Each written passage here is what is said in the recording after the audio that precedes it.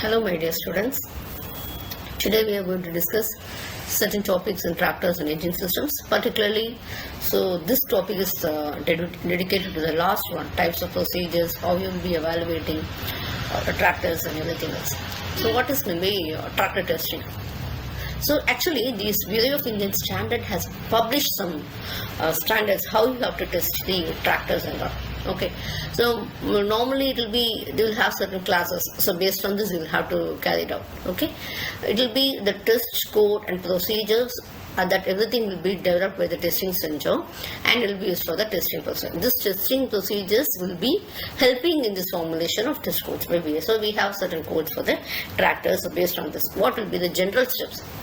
The general steps which are involved in testing is checking of specifications. This will be given by the manufacturer, so that we have to check development of test facilities, okay, and instrumentation in what is the test procedure and what facilities are needed to test. Conduct the actual test, analysis of data, presentation of data and report writing. Next one is product certification, mark scheme. After you have done, as we are doing in NAC and others, we will have some grades and everything else, okay, like this. So this is actually what happens is when you take it as a test. So we have in the case what certain values you will have. Okay, for example, what are the tests which is very compulsory. In the sense, when you take it as the Organization for Economic and Cooperation and Development, it has come out with certain compulsory tests. Okay, what is called main power takeoffs. Okay, and how it is consuming fuel. Nowadays, you know very well what fuel crisis is. We are undergoing the fuel crisis, so we have to check the fuel consumption characteristics, and it will be related with power. So for this power, what will be a fuel consumption? Hydraulic power, lifting force, drawbar power, and fuel consumption for unballasted, unweighted, so without load. Okay, so this we will be checking out. And we have lab test. So what the test will be conducted? The first one is the power test. In that power test, we have a PTO test. Okay, so PTO test, power takeoff unit. So this will be checking what is the maximum power, what is the torque, and for that particular, what is the particular power or particular torque, what is the corresponding fuel consumption. Okay, and for specific fuel consumption, say for example, for 1 unit of power, how much fuel is required. Like this we will be carrying out. Okay, so this PTO will be coupled with a dynamometer, and then it will be loading. At various loading conditions, we'll be checking how is the fuel consumption, how is the torque and everything else. Okay, so power will be available. You can see this is a graph which engine speed will be given over in your x-axis, and you will have your specific consumption, fuel consumption, and your hourly fuel consumption. Everything will be forward. So hourly fuel consumption curve, you can see that as engine speed is increasing, consumption is increasing, and certain points is dropping. Okay, so specific fuel consumption actually it's first gradually it's increasing, and after the certain period or certain speed, what happens actually after certain speed is you can see there's a rapid change, rapid increase in your specific fuel consumption. That has to be considered. So that you have to consider some optimal speed and everything else. Here you can see that PTO is plotted along the y-axis and the speed and everything else. So what happens here is the PTO curve is increasing, and what happens, this actually you have your equivalent crankshaft or rotations of torque and everything else, After this point, there is a gradual decrease. Okay, so this we will have to plot for when you take it as a power test.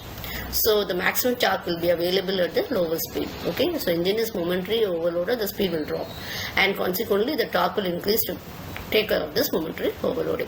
So what is the difference between the maximum torque and the torque? Is we call it as a maximum torque and torque at maximum power. We call it as the reserve torque, and that has to be first determined. Okay, so you can see that PTO power and specific fuel consumption y-axis. So how this tractor A and tractor B, we normally go for the tractor which is decreasing gradually. There shouldn't be any sudden rise or anything else. Okay.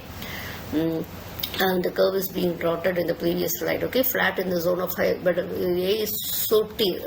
A is very steep when compared with your B, so we shouldn't select that. So the curve should be somewhat flat only, so that there's no sudden changes. Okay, so the value of specific fuel consumption to consider to the maximum PTO required indicates the specific fuel consumption.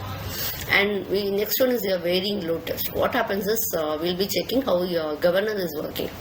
Okay, we are simulating the conditions, is loaded, and in the sequence it will be a standard one. You can't determine as you like. So, and you are determining the average fuel consumption, and this is also very, very important.